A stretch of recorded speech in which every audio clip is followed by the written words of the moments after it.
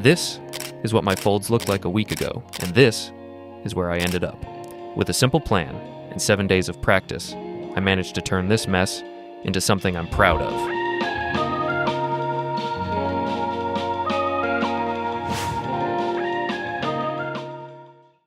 Day 1 was all about research.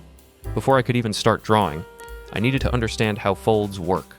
What makes them form? How do they flow? These were my starting questions.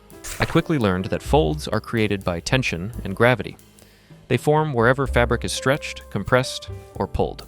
There are different types of folds, like diaper folds, drop folds, and spiral folds.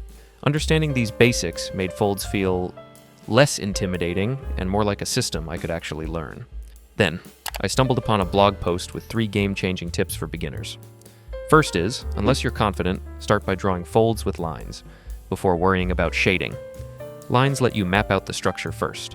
Second, instead of copying from photos, try copying from other artists' work. Their simplified drawings help you better understand the flow and design of folds.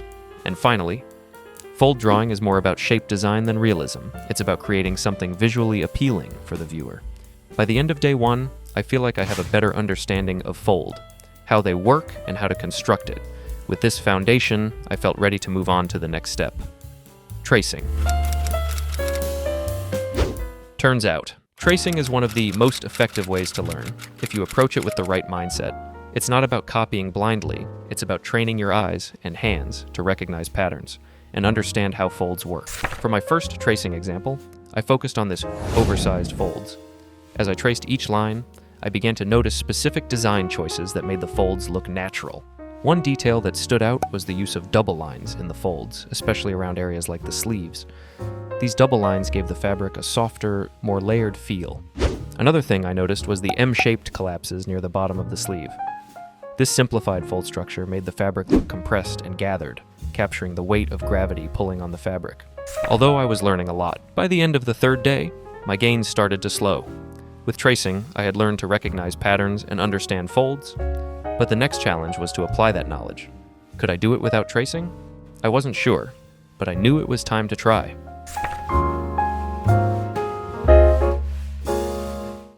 Copying felt like a whole new challenge. I thought I was ready, but as soon as I started, something felt off. The folds I drew looked okay on their own, but the overall proportions of the clothes felt wrong. The sleeves were too thin, the collar too big, and the folds just didn't match the shape of the garment.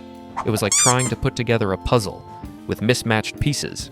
By the end of day 5, though, that's when I realized the problem. I wasn't thinking about the scale of each part of the clothing. I'd been so focused on individual folds. Clothes are made of connected parts. If even one part is out of proportion, the whole thing falls apart. Instead of diving straight into folds, I carefully sketched the outline of the garment first. I measured each part against the reference, making sure the proportions matched. How wide were the sleeves compared to the body, compared to the collar? When I thought about the garment as a whole, the folds started to fall into place.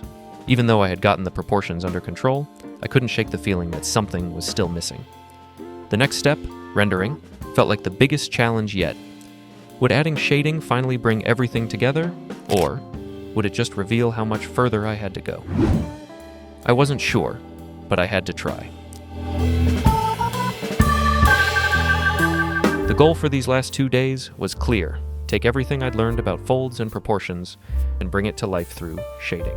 At first, I thought rendering would be the hardest part, but as I started shading, it felt surprisingly easy. All the practice I'd done over the last few days, it had prepared me more than I realized. The tracing exercises had trained me to see the form of the fabric. The copying exercises had taught me how to think about proportions. Together, they made shading feel almost natural. I noticed how the light wrapped around the fabric, how shadows deepened in the creases, and suddenly, it all clicked. It wasn't just shading, it was creating depth. This was the moment when all my struggles finally paid off. When I compared my final render to the reference, I was blown away. The differences were minimal. My drawing almost looked identical to the original. I couldn't believe how far I'd come in just 7 days. This 7-day journey taught me that learning to draw folds is all about breaking the process into manageable steps. Tracing to understand patterns, copying to build confidence, and rendering to add depth. If you've ever felt stuck or intimidated, just remember, it's okay to start small and work your way up. Progress takes time, but it's always worth it. Thanks for watching, and let me know in the comments if you're working on your own art journey.